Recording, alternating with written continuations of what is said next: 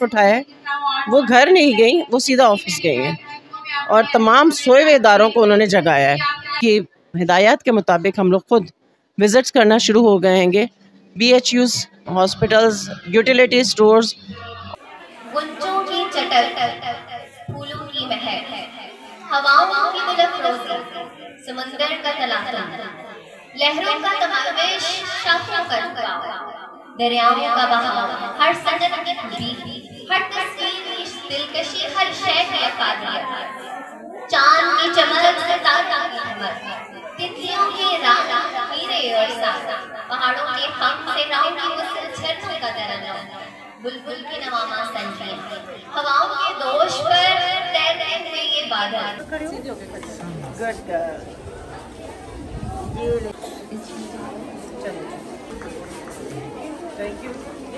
From 7th A Fatima Insan.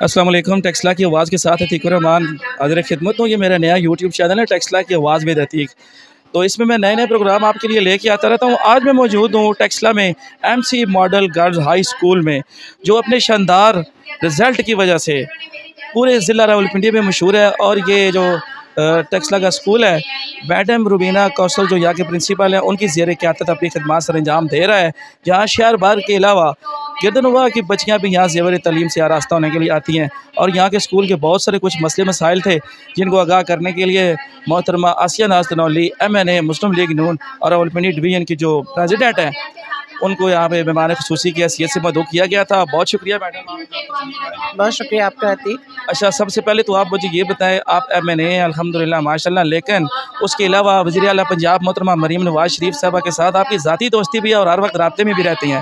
Education کے حوالے سے جو ان کے انقلابی اقدامات انہوں نے کرنے کا کہا تھا، اس حوالے سے کیا؟ عتیق، آپ نے دیکھا ہے کہ جس دن سے مریم بی بی نے اوتھ لیا ہے، حلف اٹھایا ہے، وہ گھر نہیں گئیں، وہ سیدھا آفس گئی ہیں اور تمام سوئے ہوئے اداروں کو انہوں نے جگایا ہے۔ اور وہ ادارے جنہوں نے کبھی کام کے اوپر فوکس ہی نہیں کیا تھا، وہ ادارے اب کام کرنا شروع ہو گئے ہیں، تعلیم سے لے کے صحت تک اور صحت سے لے کے انفراسٹرکچر تک۔ اور اس کے ساتھ ساتھ لوگوں کے مسائل کو حل کرنے کے لیے رمضان بازار، بچت بازار، اور اس کے ساتھ ساتھ رمضان کے پیکیجز دینا اور تعلیم کے اوپر خاص کر کے فوکس اور ہیلتھ کے اوپر فوکس کرنا، یہ بہت بڑی رسپانسبلٹی ہے۔ اور ایک میں سمجھتی ہوں بہت بڑے انیشیٹوز انہوں نے لیے ہیں اس کے اوپر۔ ایک مہینے سے کچھ چند دن اوپر ہی ہو گئے ہوں گے، لیکن ان چند دنوں میں ان کی کارکردگی کھل کے سامنے آئی ہے۔ اور تعلیمی میدان میں جو انہوں نے پروگرام شروع کیے ہیں انشاءاللہ تعالیٰ، اور انقلابی پروگرام اسکول سے لے کے ہیلتھ سے لے کے انہوں نے جو کام شروع کیے ہیں، وہ آئندہ آنے والے وقتوں میں لوگوں کو نظر آئیں گے، جو کہ پہلے نظر نہیں آ رہے تھے۔ اور اسی لحاظ سے وہ ان کی ہدایات کے مطابق ہم لوگ خود وزٹس کرنا شروع ہو گئے ہیں گے، B H use, hospitals, utility stores. عام طور پر ایک عوامی تاثر پایا جاتا ہے کہ سرکاری اداروں میں تعلیم نہیں دی جاتی، سرکاری اداروں کے جو بچے ہیں ان میں وہ چیز نہیں ہوتی جو پرائیویٹ تعلیمی اداروں میں ہوتی ہے۔ لیکن اس اسکول کا رزلٹ دیکھنے کے بعد یہ چیز سمجھ میں آتی ہے کہ سرکاری اداروں میں تعلیم حاصل کرنے والے بچے جو ہے وہ اس تاثر کو ختم کرتے ہیں۔ عام طور پہ جو عوامی تاثر ہے کہ تعلیم ٹھیک نہیں ہے، تو اس اسکول کے جو مسئلے مسائل ہیں جو پرنسپل صاحبہ نے آپ سے ڈسکس کیے ہیں، تو اس حوالے سے آپ کچھ کریں گے؟ انشاءاللہ تعالیٰ دیکھیں، میں نے آپ سے ابھی کہا بھی، تھوڑی دیر پہلے بھی میری یہاں پہ جب بات ہوئی تو یہی تھی کہ تیسرا وزٹ میرا خیال ہے اس اسکول کا ہے، اور پہلے کے مقابلے میں اب جو ہے اس اسکول کے مسائل کافی حل ہو چکے ہیں۔ ابھی بھی مسائل باقی ہیں، یہ نہیں کہ تمام مسائل حل ہو چکے ہیں، لیکن جن مسائل کو حل ہونا ہے اس کے لیے ہمیں فوکس کرنا پڑے گا اور اس پہ کام کرنا پڑے گا، تاکہ جو یہ جو چھوٹے چھوٹے مسائل ہیں جو کہ ہمیں چھوٹے لگ رہے ہیں، وہ چھوٹے نہیں ہیں اس اسکول کو بہتری کے لیے۔ اور بچیوں کے حوالے سے میں بات کروں گی کہ آج یہ بچیاں چھوٹی ہیں، کل بڑی ہوں گی، اور اگر کلاسز کا اجرا ہو جائے، یہاں پہ ڈبل شفٹ یہ اسکول چل رہا ہے، 1500 بچیوں کی تعداد یہاں موجود ہے گی، اور 1500 بچیاں اگر یہاں پہ موجود ہیں ڈبل شفٹ میں پڑھ رہی ہیں، اسی تعداد میں ٹیچرز کا ہونا بہت لازمی ہے، جو کہ آنے والے وقت میں بچیاں آگے بڑھنے کے لیے ان کے لیے سائنس سبجیکٹس بہت ضروری ہیں جو کہ وہ پڑھ رہی ہیں، ایسے ہی کوالیفائڈ ٹیچرز کا ہونا بہت ضروری ہے۔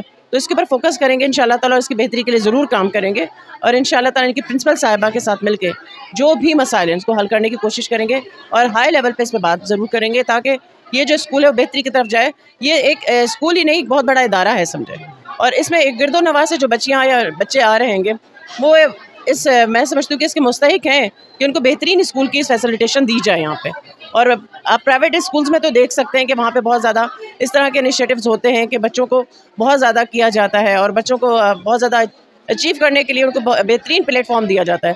لیکن ایسے اسکولس کی طرف سے اگر پلیٹ فارم دے دیا جائے تو پاکستان کی بچیاں، خاص کر ایسے رورل علاقے کی بچیاں، ضرور آگے بڑھ سکتی ہیں.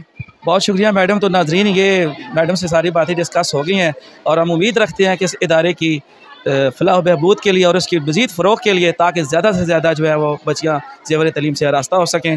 بہت شکریہ. ملتے ہیں کسی نئے ویڈیو میں. آپ کا بھی بہت شکریہ میڈم. میری بچی ادھر سے 2 سال سے آئی ہوئی ہے، کیونکہ 6th کلاس میں نے اس کو کروایا تھا اور بڑے دل پہ ہاتھ رکھ کے کروایا تھا کہ پتہ نہیں کیسی پڑھائی ہوگی. میں نے اچھے اسکول سے اٹھا کے گورنمنٹ میں لے کے، سارے خاندان کے جو بچے ہیں نا وہ پوزیشن ہولڈر ہیں اور گورنمنٹ سے ہیں گاؤں کے. اور سارا کارنامہ جو ہے پرنسپل صاحبہ کا ہے، پرنسپل صاحبہ کا اور ان کی ٹیچرس کا بہت اچھا انہوں نے اور بہت ہی اچھا کیا. کہ میں جس دن میں نے ادھر ایڈمٹ کروایا بچوں کو نا، تو مجھے یہ تھا کہ پتہ نہیں یہ بچے ہے نا کیسے پڑھیں گے. 3 دن مجھے بالکل میں شوق میں رہی کہ پتہ نہیں کیا ہوگا کیا نہیں ہوگا. لیکن ان کی ٹیچر لے کے چلی، میری بیٹی آئی، ابھی وہ پوزیشن لی ہے انہوں نے بھی ادھر. یہی بات میں میڈم سے کہہ رہا تھا کہ عوامی تاثر یہ پایا جاتا تھا کہ سرکاری علاقوں میں کچھ نہیں ملتا، لیکن اس ادارے کو دیکھ کے پتہ چلتا ہے کہ وہ عوامی تاثر غلط ہے. یہ پنجاب کی طرف سے میری بہن کی بیٹی کو